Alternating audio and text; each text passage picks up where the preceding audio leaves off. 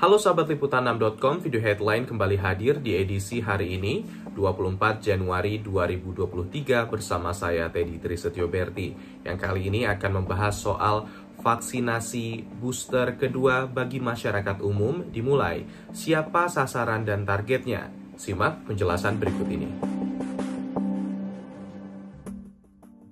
Setelah tenaga kesehatan dan masyarakat lanjut usia, kini masyarakat umum bisa mendapatkan dosis keempat atau vaksin booster kedua COVID-19.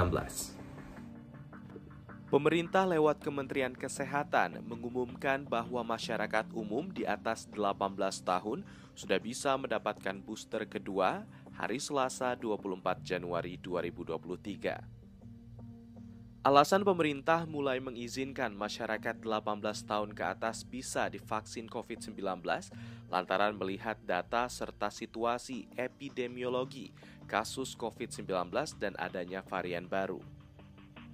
Tiga aspek itu dirasa perlu adanya percepatan vaksinasi COVID-19 di tahun 2023 seperti yang tertuang dalam surat edaran nomor HK.02.02-C-380-2023 tentang vaksinasi COVID-19 dosis booster kedua bagi kelompok masyarakat umum.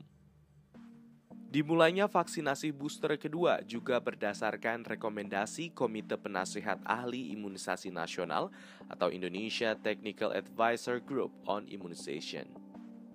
Pelaksanaan booster kedua dipermudah Kementerian Kesehatan. Masyarakat tak perlu dapat undangan atau tiket untuk menerima booster kedua di fasilitas kesehatan maupun pos pelayanan vaksinasi. Syaratnya hanya vaksinasi booster pertama dan booster kedua berjarak 6 bulan.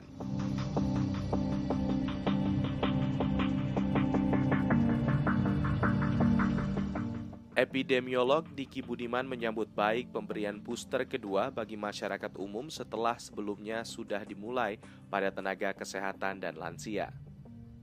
Mengenai pemberian pada masyarakat umum, Diki menyarankan agar selektif pada kelompok berisiko tinggi. Kelompok prioritas yang dimaksud adalah lanjut usia, komorbid, dan mereka yang diketahui antibodinya melemah. Sementara bila dilihat dari pekerjaan misalnya mereka yang bekerja di bidang pelayanan publik atau garda terdepan pintu masuk seperti pekerja imigrasi dan pelabuhan serta guru perlu masuk kelompok berisiko tinggi. Epidemiolog Mas Dalina Pane menyatakan hal serupa bahwa vaksinasi booster kedua direkomendasikan terutama mereka yang berisiko tinggi. Namun, untuk kelompok tidak berisiko, sebaiknya pemerintah tidak mewajibkan.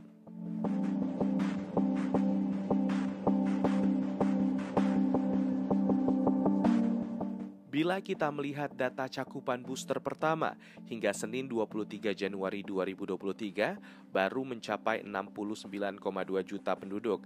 Artinya baru 29% dari total sasaran vaksinasi COVID-19. Meskipun cakupan booster kedua masih rendah, menurut Diki pemberian booster kedua tak bisa ditunda untuk kelompok berisiko tinggi. Ia juga tak menampik ketika capaian vaksinasi booster rendah dapat berpengaruh efektivitas vaksin dalam membentuk kekebalan kelompok.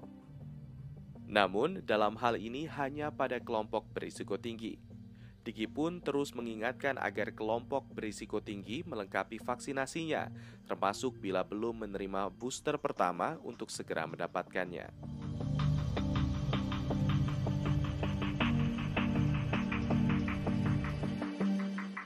Kehadiran program vaksinasi booster kedua bagi masyarakat umum perlu memperhatikan stok vaksin COVID-19. Menurut Kepala Biro Komunikasi dan Pelayanan Publik Kementerian Kesehatan, Dr. Siti Nadia Tarmizi, masih mencukupi.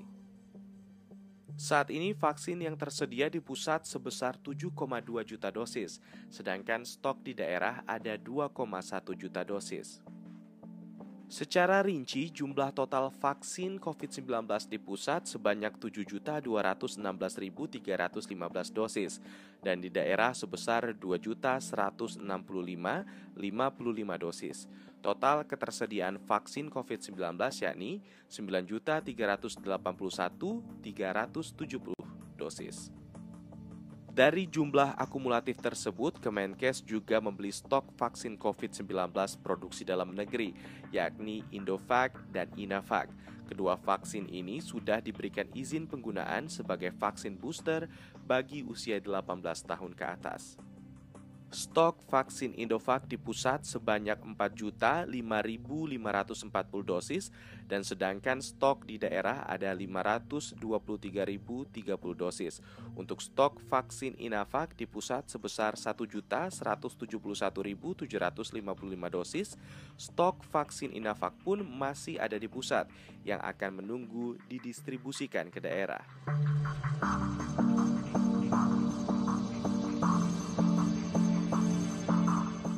Demikian video headline hari ini, saya Teddy Trisetyo Berti undur diri dan sampai jumpa.